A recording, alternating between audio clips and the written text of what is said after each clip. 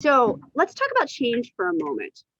So I think of change as being on a spectrum, like everyone resides at some point on the change spectrum.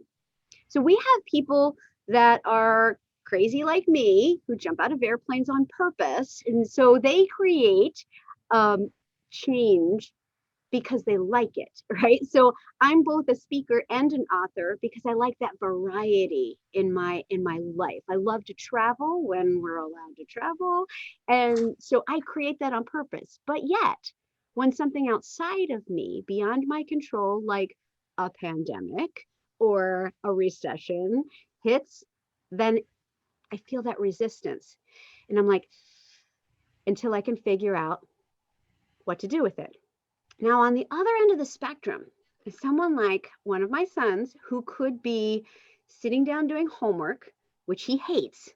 And I could come over and say, you know what? Put the homework aside. We're going to get ice cream, which he loves, is his favorite food. And his response will be, oh, why do you always do this to me?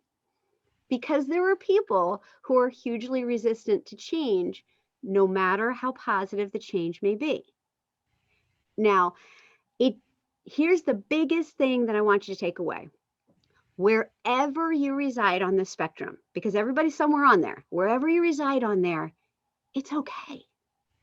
It's not your natural resistance to change that is the problem.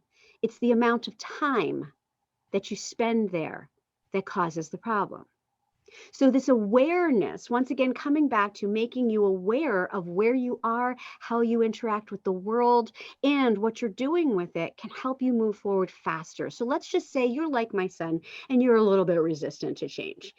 So you want to allow the feeling, because when we resist it, we get stuck. Allow the feeling, allow it to flow from you, and go faster into, well, how can this change help me? How can it help my family? How can it help my career?